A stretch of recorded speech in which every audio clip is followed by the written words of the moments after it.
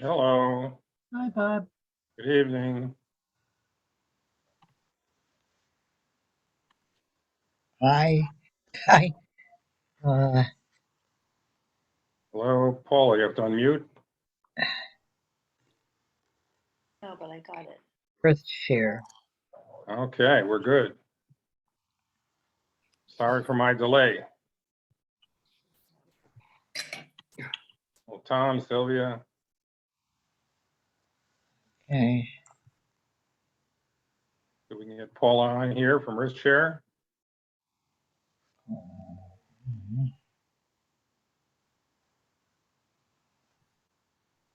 Okay, Paula, I see you're on, but I see you're muted. Gonna get you to unmute.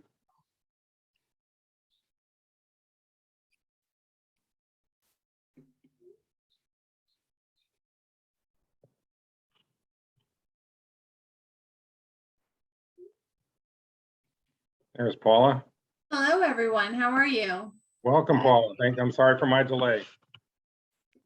That's okay. Stuff happens. It does.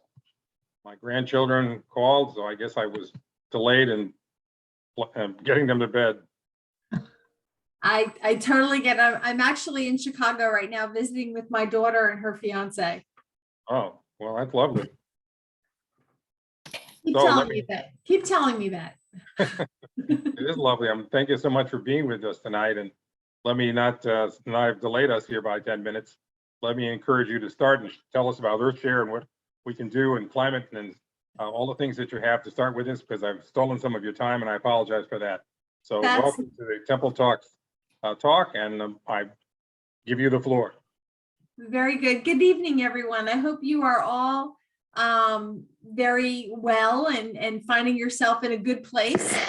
It's nice to see so many people without masks. I think we can all agree that it's good to be beyond that at this point, right? You don't have to wear masks here. Yes. So again, I'm in an unusual setting for me, so please bear with me a little bit this evening. I'm going to share my screen a little bit. I'm hoping that you will be able to hear this. So I'm really thrilled to be with you. I was very happy to be invited to come and present to you about who Earthshare New Jersey is and what we do, and help to bring the environment into your world, both at home and work or wherever it is that you are. Everyone is connected to the environment in some way, shape, or form. And whether or not you bleed green or simply enjoy sitting on your porch or being at the beach or outside, the environment is part of your world. And I think that's something that everyone can agree with. You know, it would be foolish to think that people are not connected with the environment at this point in time. I was going to share a video with you about Earthshare New Jersey, but in essence of time and the fact that I'm not sure the audio will come through where I am right now, I'll just share that Earthshare New Jersey was formed in 1994 by a group of 16 environmental nonprofits to help raise awareness and funding for who they are and what they do. These groups are across the state of New Jersey, so we are a statewide organization. And our mission is to help bring unrestricted funding to these organizations, as well as environmental education to groups across the state. We do that through engagement, educational programs like this, virtual programs where people can engage with our members, volunteer programs, and we do some fun things. We have concerts, we have galas where we recognize organizations and things like that. And all of the money from those types of events go to our nonprofit members. So we are really right now, only because I had a resignation a week and a half ago, we are a one-man organization right now working statewide for your health. So yeah, so our plate is very full, but it's good. I've been here for 18 years and I've seen the organization grow from a one-dimensional organization to which just really worked with workplace giving. And I don't know if any of you had ever worked somewhere where they gave you a pledge card and said you can donate to the charity of your choice. Our our mission at that point was to make sure that the environment was one of those choices. I've brought us a little bit broader than that, and to say, well, let's engage people. Let's not just wait for them to give to us. Let's do education programs. Let's do volunteer programs and things like that. And let's give people the tools they need to live healthier and greener. And that's a little bit about what we're going to talk about tonight. So let me share my screen. And hopefully I can get the presentation up.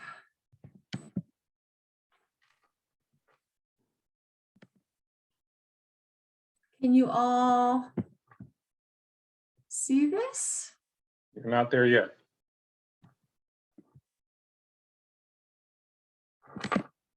Now you're there. Can you see it? Yes. Yes, we can see it. Very good. I'm all about, interactive things here tonight. So please jump in, ask questions, give me a thumbs up, a thumbs down, a shut up, Paula, whatever it is you need to do.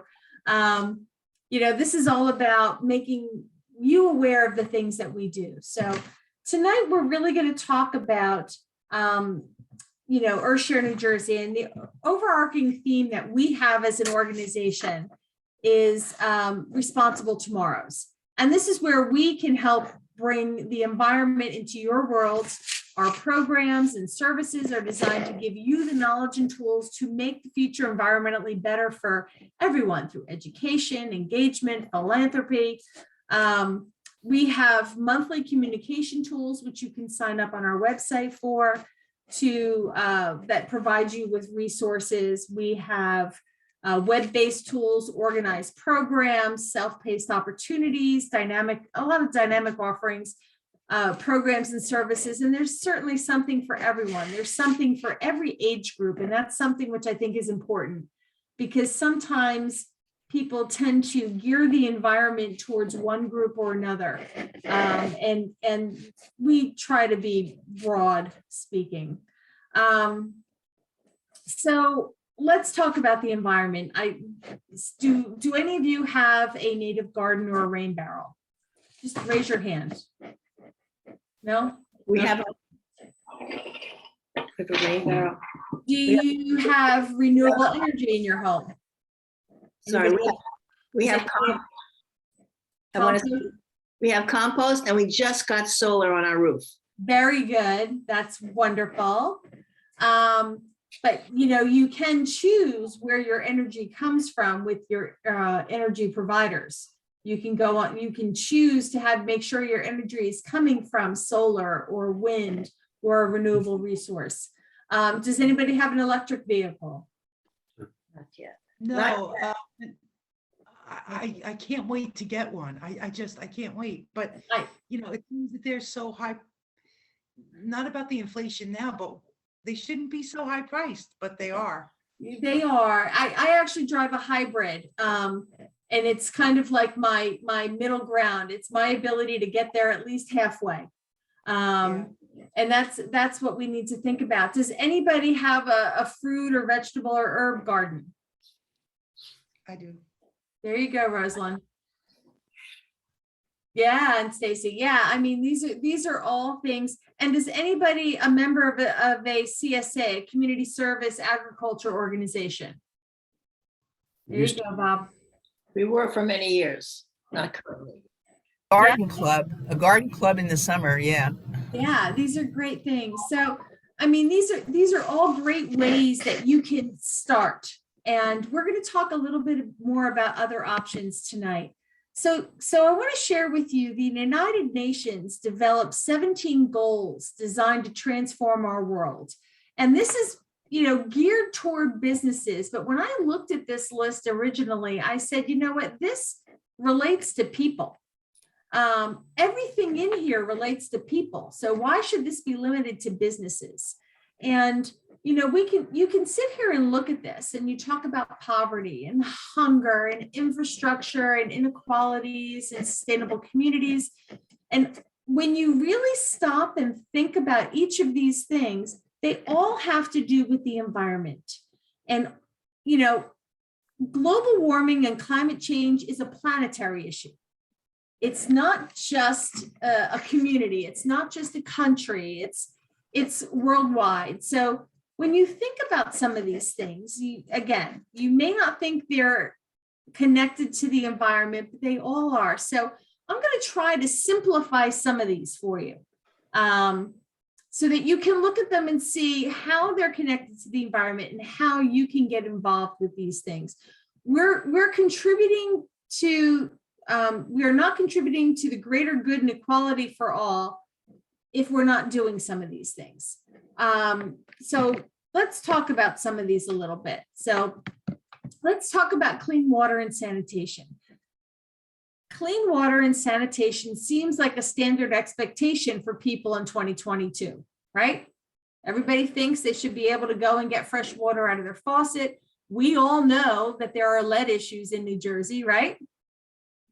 You know, if you have been watching the news at all, there's a lot of focus by some of the water companies on replacing some of the infrastructure that is out there.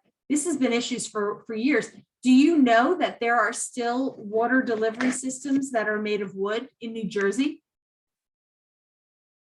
Some of the pipes that deliver water to some of the communities are made of wood. When I first heard that, and it was about 6 years ago, my mind was blown.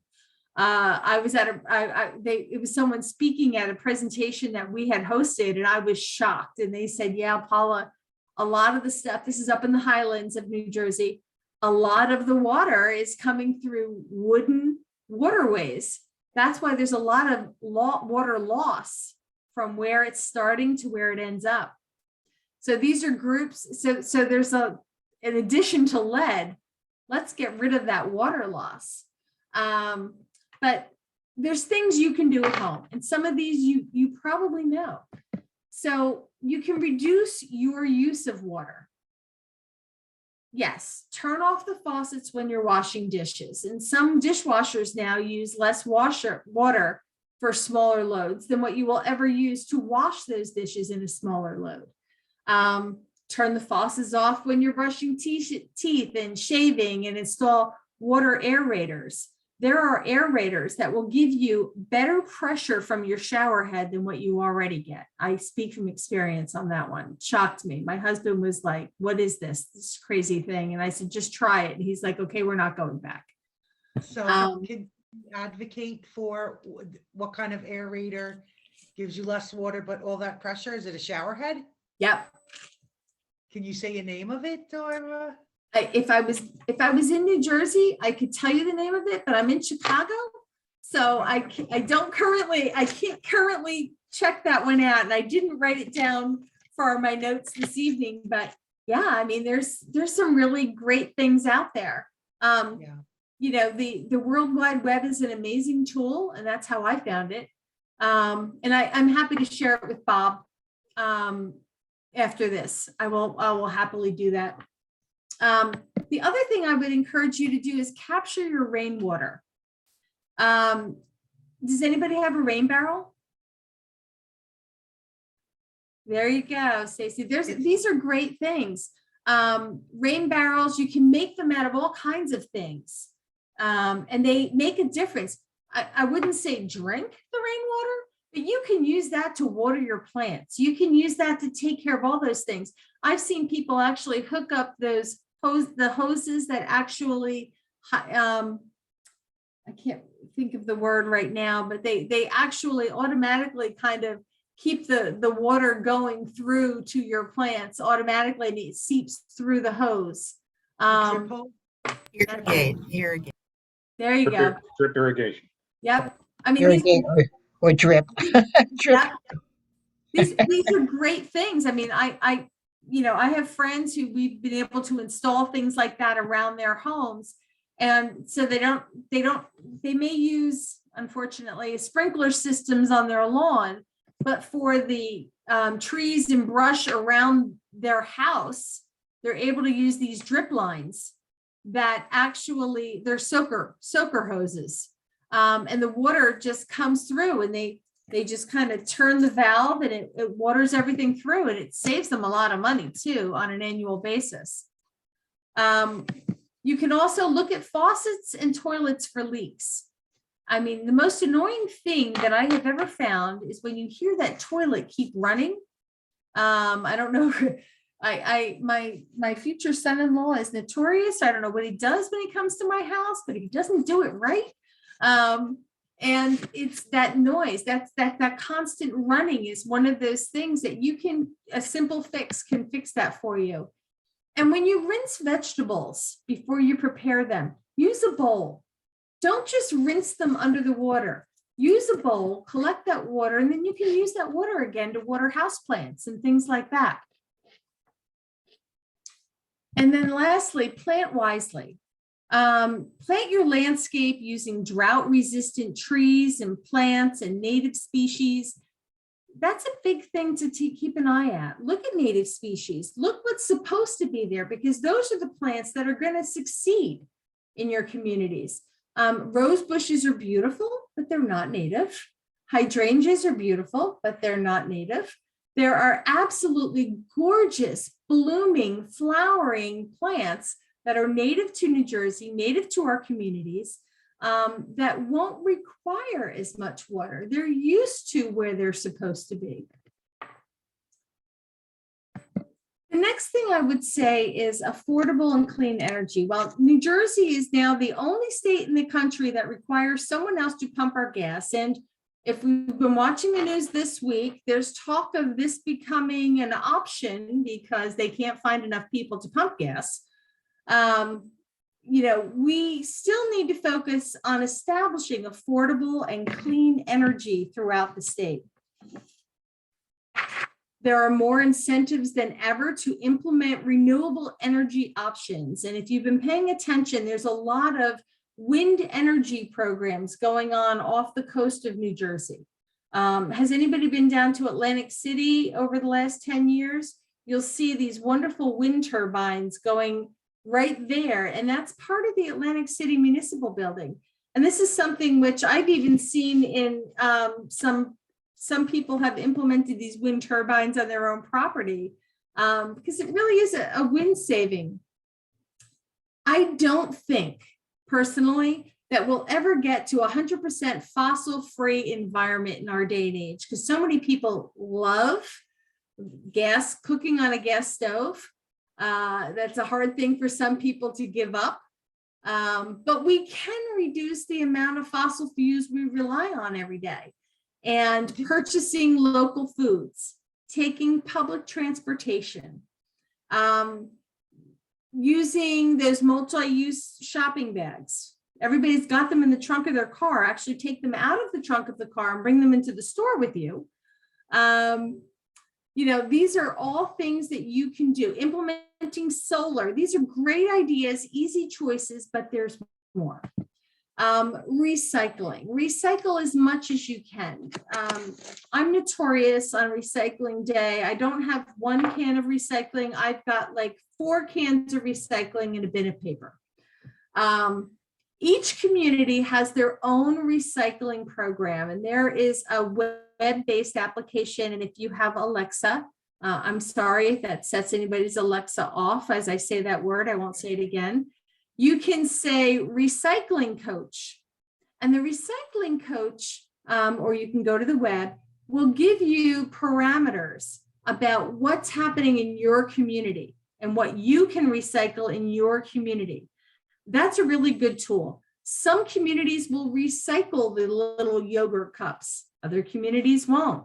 It all depends on the number on the bottom of the container. People think it's made of plastic, it can be recycled. That's not true. You have to look at the number on the bottom. And you have to look at the town's ordinances because they're all different. And that's what Recycling Coach does. Recycling Coach has kind of streamlined that a little bit. If you ask Recycling Coach, can I recycle number 6 plastic in, you know, Secaucus, New Jersey, it'll be able to tell you the answer to that. That's great, but I have a question. Can I ask? So I've been hearing that we're not sure where the plastics are going once we recycle them. What can you tell us about that? I can't answer that. I'm going to be honest. we have to hope that our communities are doing the right things by us. And we're going to talk about holding our communities accountable a little bit in a couple minutes. Okay. Because that's where we can only go so far. You know, we can do all the right things, but if our community leaders aren't executing, is the right word, I guess, you know, we have to hold them accountable. And it's frustrating. I personally live in Jackson, New Jersey, and I've watched them take my beautiful community and turn it into warehouses and rip up trees and put in solar panels. And they think, oh, well, we're putting in solar panels. I'm like, yes, but you've ripped up how many acres of trees and you know, preserve space to do that. And you could have just put those solar panels over your amusement park parking lot. So, I mean, it's frustrating. But if the public doesn't moan and groan and complain about it, our elected officials won't necessarily do anything about it. I think that's pretty safe. So let's keep looking at other things. So one thing I would also say is styrofoam. Going back to what we can recycle, there are places in New Jersey that will collect the styrofoam and recycle it at no cost. Check with your local community. Sometimes they have dates where you can bring certain things in that you can't normally bring in, but styrofoam is one of those items that isn't routinely recycled. I showed up last year at a place and I literally had my Earthshare New Jersey truck filled with styrofoam that I had collected from friends, neighbors, and board members. And I pulled up and he looked at me and I said, listen, I can't tell you how many years of styrofoam this is for some people, but it's out of the landfill and it's with you. And they will actually break it down and reuse it. How many scented products for your home and personal use include perfumes? And some of these perfumes are made with petrochemicals, which is a substance obtained from the refining and processing of petroleum and natural gas. Don't use these things because it kind of encourages the reusing of this. When you replace your roof, replace it with metal or clay roof tiles. These are more environmentally friendly.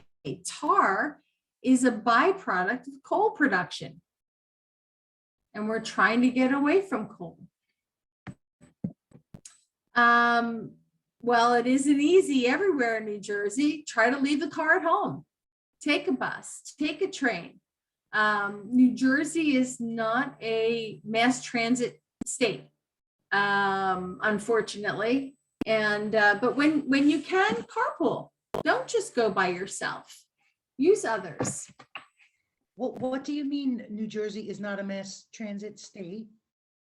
Well, when you think about it, if you live along the Jersey Shore, you don't have mass transit.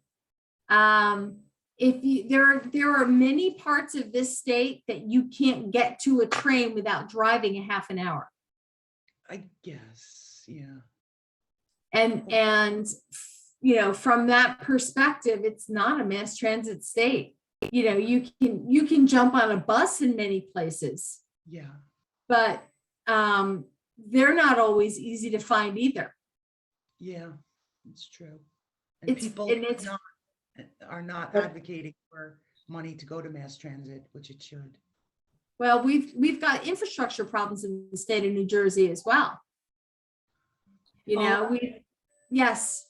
Can you tell me, are there other states that are more mass transit friendly, if you will, than you do? Well, you know, I'll just give you our neighbors. When you look at New York and Connecticut, they're far, it's much easier in those states to be able to jump on a train and get from point A to point B, or I mean, buses and things like that, but trains, there, a lot of trains in a lot of states run through the center of the state, or they have more routes that go east-west as well as north-south. New Jersey doesn't have that. And that's a challenge. Yeah. I mean, I'll give you, flying is not mass transit by any means, but my flight out here to Chicago to see my daughter, I was actually able to purchase, when I bought my ticket, carbon offsets to offset my flight.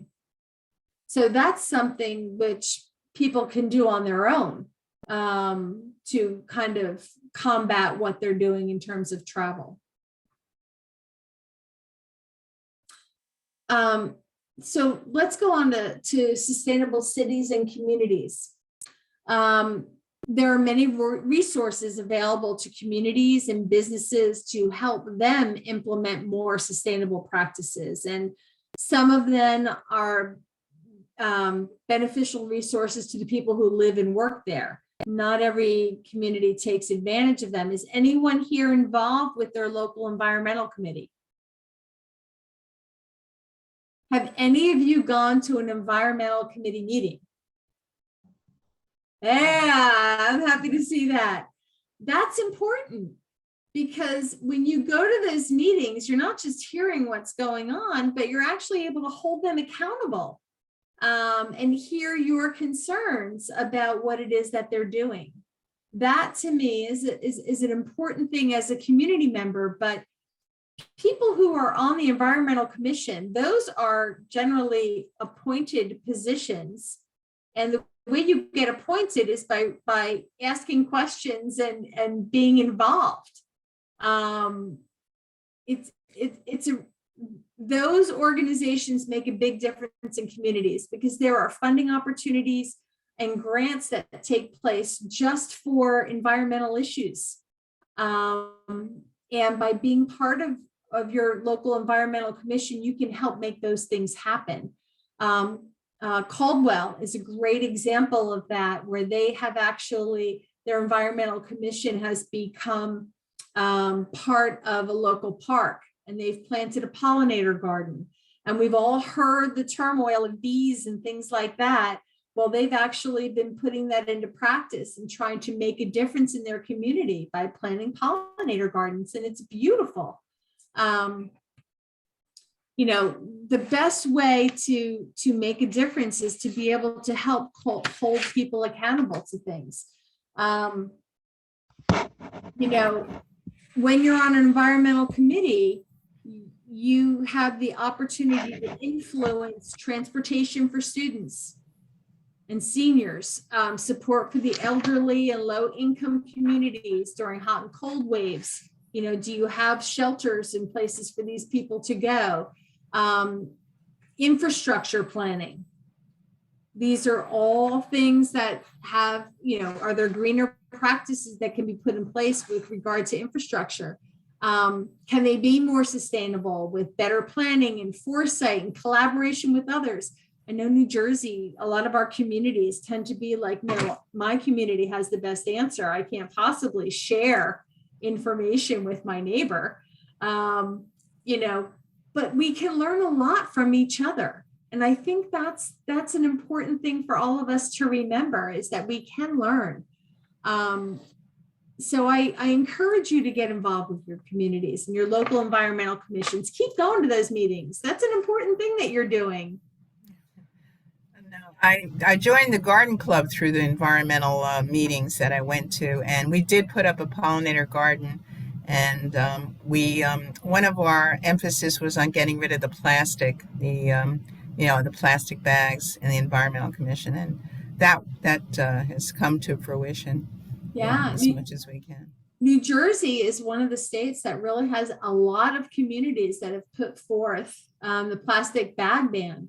My mother, who lives in Brick, is frantic because, as of May 1st, I'm not going to be able to get the plastic bags to put inside my garbage bags anymore. When I go to the market, I said, Mom, you've been using the reusable bags I gave you for at least 5 years. How many plastic bags do you have? She goes, well, at least once a week when I go to the market, I get the plastic bags. I said, Mom, you know, you can use paper. Paper works. So, I mean, it's all education. I mean, I got her to the point of using the recyclable bag, so I should be happy with that. But that plastic bag ban is an important thing because those plastic bags are made from oil. So let's go on to responsible consumption and production. This is all about doing more with less. And as we've seen prices going up all over the place, I think we can all agree that we need to be able to do a little bit more with less. So how much food do you just throw out because it's gone bad or expired before you got to use it? You know, I think all of us can think about that lettuce that was in the back of the refrigerator, or that celery that we never got to before it went brown and went bad. Think about that on a larger scale when you start talking about transportation of food to grocery stores. And is there a way to get food to everybody who is in need and eliminate this waste? And there are environmental organizations in the state of New Jersey who are working with farmers, grocery stores, and things like that to help eliminate that and take this food before it goes bad and get it to communities and shelters and food banks so they can get it out to the public before it goes bad and reuse it and things like that. The next thing is, how do you dispose of electronics? Some people dispose of electronics by sticking it in their basement or their garage and forgetting about it. Some people dispose of them by taking it to their local recycling center and they will bring it there. But there are a lot of people in our communities that don't have what we have. So have you thought about putting it on Facebook Marketplace? You know, these are opportunities. And sometimes when you talk about these bigger TVs, put it on Facebook Marketplace and say, you know, you can have it if you come and get it. These are ways that things that still work, people can still use. It's recycling, repurposing, and it's helping somebody else out. And we talked about what you can do to become less reliant on fossil fuels. Have you thought about joining a CSA? Because when you join a CSA, you don't have to drive you're not reliant on the fossil fuels to drive things to your grocery store. You're actually able to go get your food. Many of them are right in our communities. You go once a week, once every 2 weeks, you get a crate of fresh produce. And I will tell you, the best garlic I've ever had came out of a farm in Trenton. And you'd never expect it, but it was this beautiful head of garlic. It was just fantastic.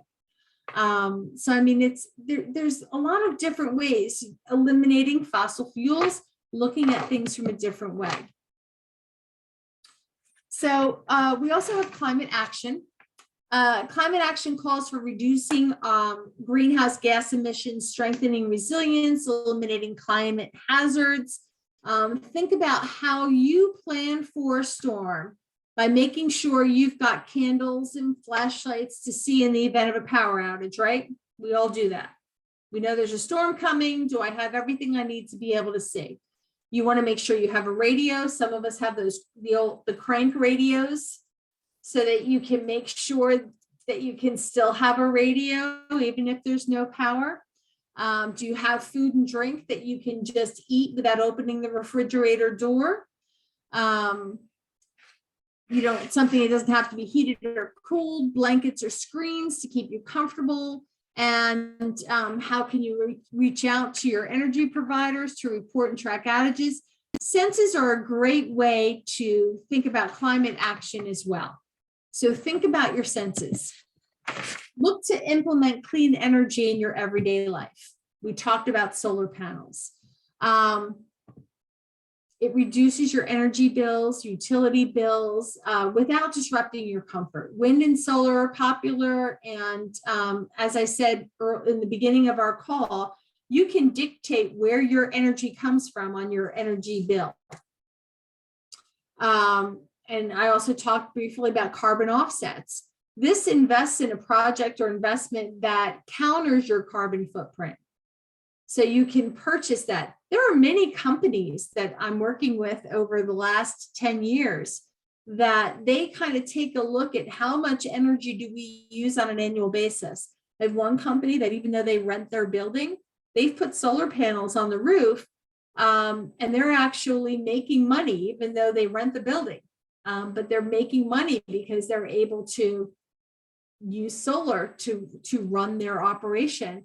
There are other businesses that purchase carbon offsets on an annual basis. Well, they actually do it on a monthly basis to offset what their utility bills are, so that they make sure they're minimizing their imprint on the environment. And this is something that's available to everyone. Another one of the United Nations Sustainable Development Goals is life below water. New Jersey, when you think about it, is surrounded by water on 3 sides. You know, and our oceans now absorb 1/3 of the carbon dioxide emissions. Stacy, you're shaking your head. I get it. I totally get it. You know, this helps to reduce global temperatures, but the more important role that our oceans play as an essential component of transportation and international trade is the provider of actual water.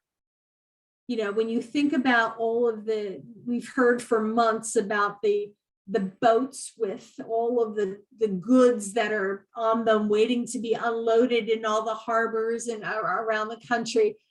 But, you know, what about the actual water, which is a lifeblood for all of us? Drinking water, food, and rain, it all comes from our oceans. So we have to protect our oceans from pollution and overfishing. We need to respect our oceans and shop for sustainable seafood from reputable vendors. And a lot of places nowadays will talk about when you purchase seafood, they'll tell you where it's coming from and whether or not it's a sustainable source. Hold people accountable for polluting our waterways. Jersey City is a great example of that. They have actually instituted, you know, laws that say if you want to develop along the waterway of the Hudson River, you have to get the sign off of the Hackensack Riverkeeper on your project, because we know he's going to make sure that you're not dumping more into that waterway and you're not polluting it. So that's a great way to do that. And employ good personal habits. All waterways lead to the ocean.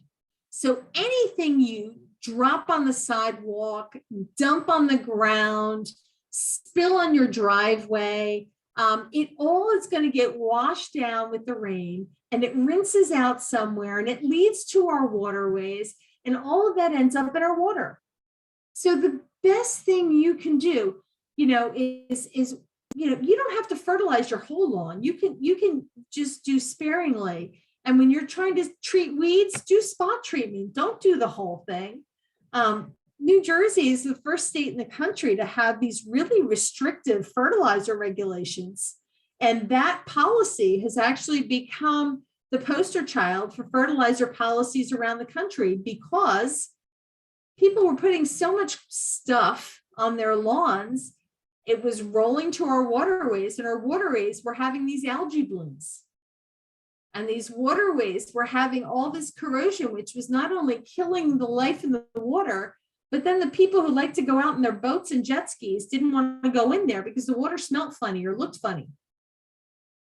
So, I mean, there's a lot of ways that we can be more responsible for ourselves. So life on land. Here in New Jersey, we have the largest area of central protected land on the eastern seaboard. Does anybody know what that is? Stacy, you're saying something. It's the Pine Barrens? Yes, it is. It's the Pinelands. It's the New Jersey Pinelands. And New Jersey is the most densely populated state in the US. So being responsible for life on land really is an important thing for us. And it's about the sustainable management of how we use our land and how we protect our land. Deforestation needs to be halted. Degraded forests need to be restored. Space needs to be protected. These are all things that we, whether you're, Joe citizen or an elected official, we all need to advocate for these things. I think the most important thing I could ever say to anyone is keep supporting open space issues in your community.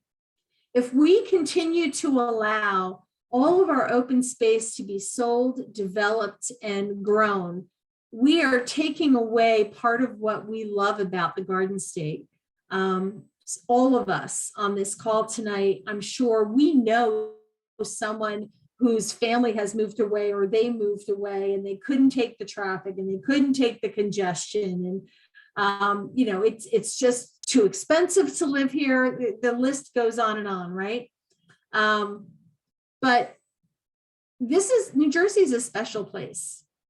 New Jersey is, we actually have 4 seasons. They're getting shorter and shorter because of climate change, but we have 4 seasons. It's a beautiful state. You can be at the mountains, you can be at the beach, and you can be at the forest in between. There's so many ways to enjoy the state. We need to make sure we protect our open spaces, whether we do it locally, on a county level or on a state level. It's really important to protect these things, not just for those of us on the call today, but for those of us in the future generations. Bob, you talked about your grandchildren being on the phone earlier. You want to make sure that there is open space for them to go and play in the future. You can't change, you can't bring back what's been taken away very easily. The easiest thing to do is to protect it from the beginning. Yes, Paula, that's an issue that Hackensack had because they're overbuilding. They're building all these big high rises because a lot of people from New York are coming in and we have very little green space. And that's what the Environmental Commission is doing, is trying to save all the little parks we have because people need parks. They need to get away from all the busyness. Yeah, that's a big issue in Hackensack right now. Yeah. Rosalind, it's a big issue everywhere. It's not just in Hackensack. I grew up in Point Pleasant, and when I grew up in Point Pleasant, I lived on the highest point in Point Pleasant. It was the only hill in all of Ocean County. My mother just sold that house, and when I look at pictures from when I first moved there, and I won't say how many years ago, as an infant, there was nobody around. There was forest all around there. And, we had foxes and we had deer and we had all of these great things. And I remember as a young girl, and that's what brought me to the environment, was I used to go, exploring with my father. We'd go for a walk in the woods and we'd, go down to the Red Desert, which was a clay area. And we'd walk and I learned to appreciate it. And then bit by bit, that all kept being developed and developed and developed.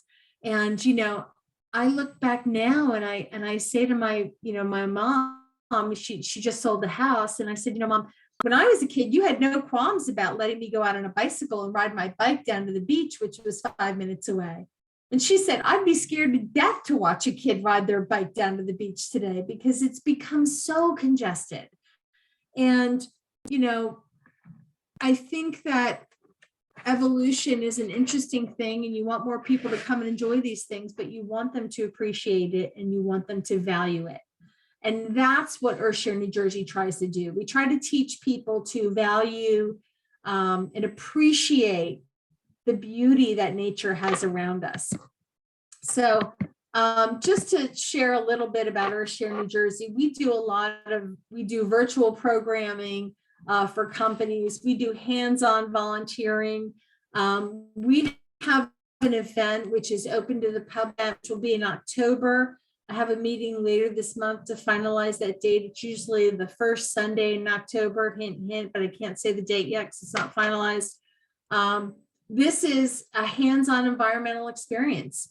where we bring our nonprofit partners, we bring different companies that do things to help engage people with the environment. So we have animals that have been impacted by overdevelopment. So they've had to find new places to live. So the animals come and you can see the kind of animals that we're pushing out.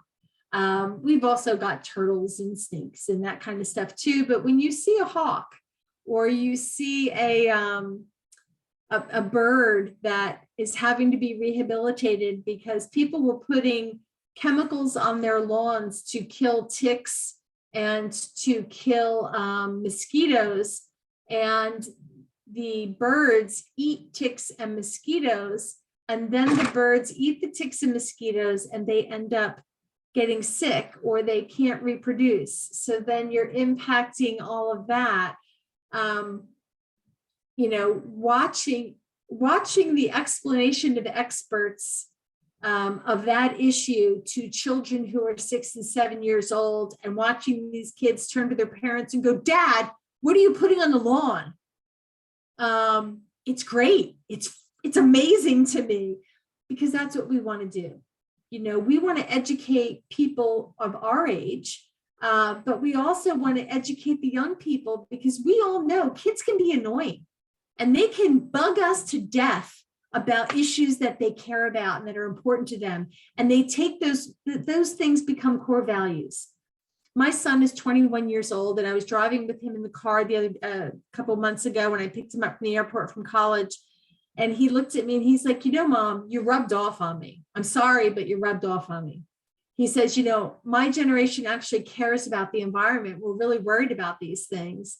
And I just, you know, I stopped the car at the next light and put it in park and gave him a big hug, because, you know, I could ask for nothing better than having a generation that actually cares about the future.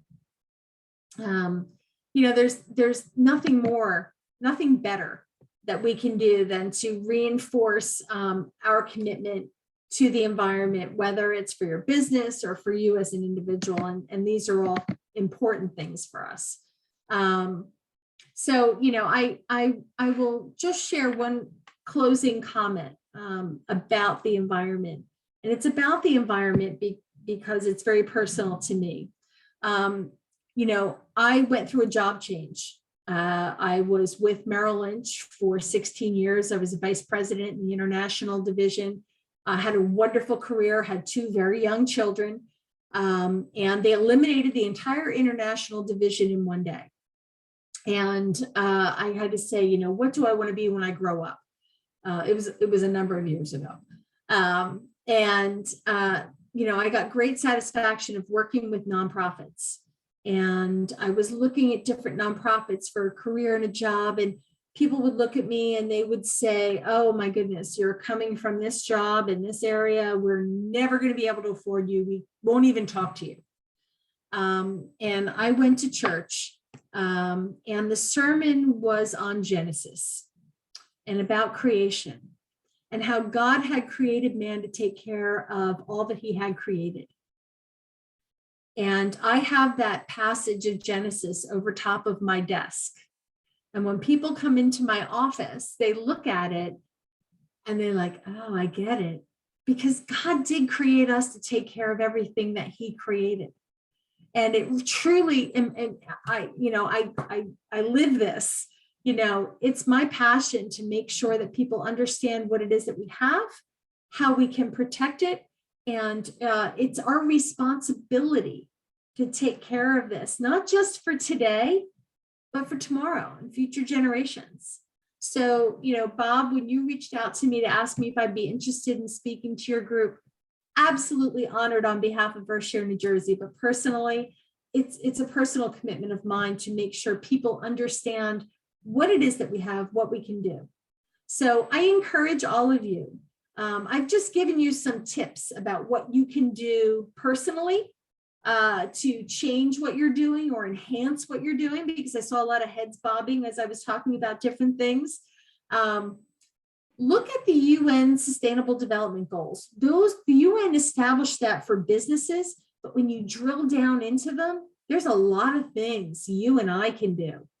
to implement, to live greener and healthier. So I want to thank you all for the opportunity to speak with you this evening.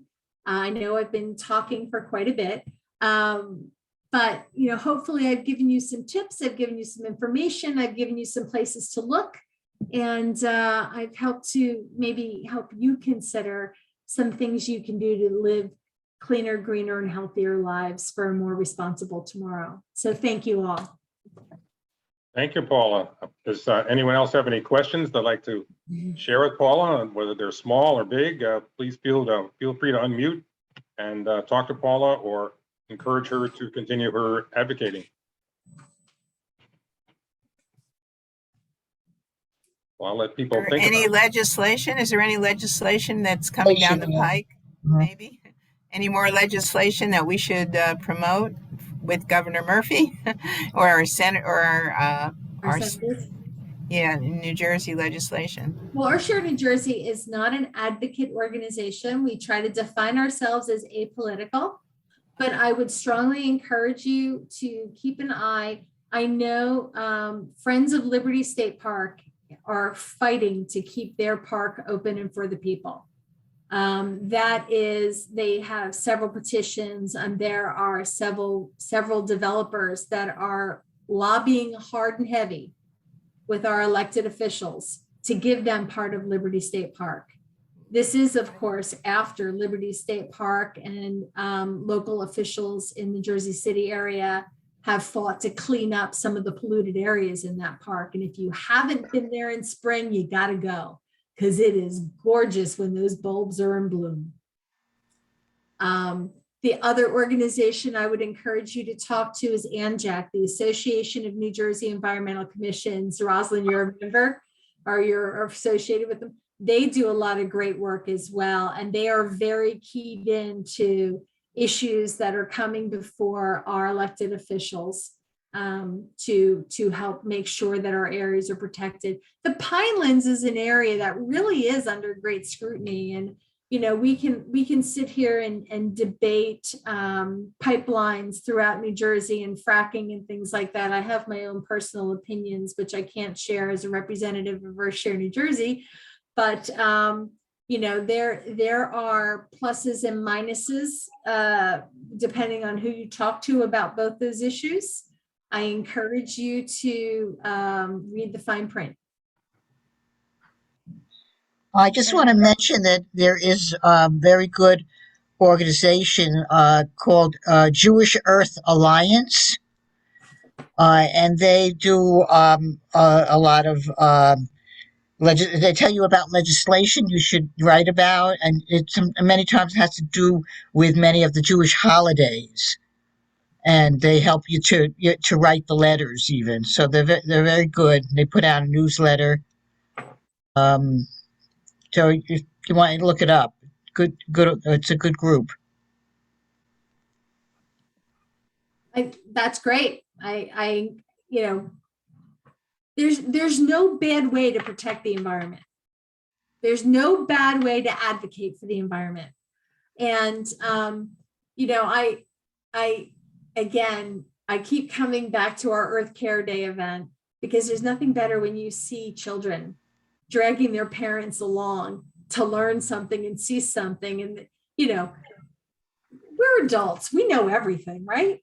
Isn't it wonderful when you can see things through the eyes of a child and you get that different perspective, which helps you to realize, wow, they get it.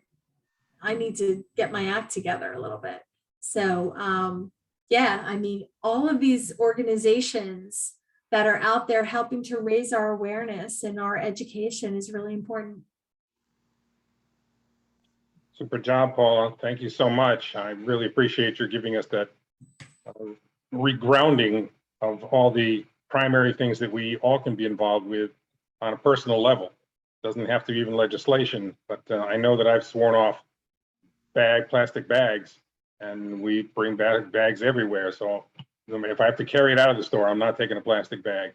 I've really sworn off of that. The world is too polluted with that stuff, and my one single-handed effort is working hard to do that. But there are many other things I think we're all doing to make this a better place and recognize that we can't continue to behave the way we behaved.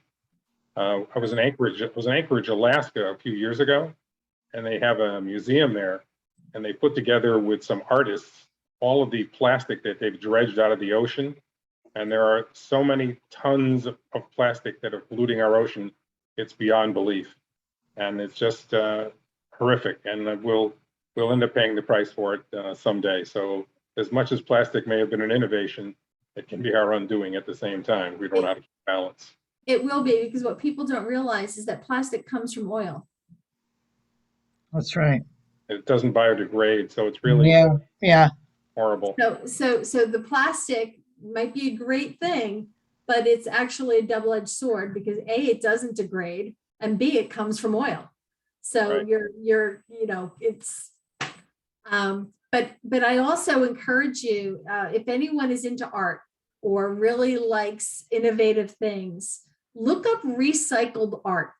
There are a lot of artists out there who recycled. are, they're taking things that would normally end up in a landfill, and they're turning it into artwork. Amazing. It's absolutely beautiful. Well, I appreciate your taking your time away from Chicago on your trip to see your daughter, and spending that hour with us and sharing these pieces. I'm sorry for my delay this evening to not be right on top of it. I'll try to not do that again. But I appreciate your taking the time and sharing with us. And you can send me more information by email that I'll share with our community. And I want to share my appreciation for your efforts tonight. Very good. It was really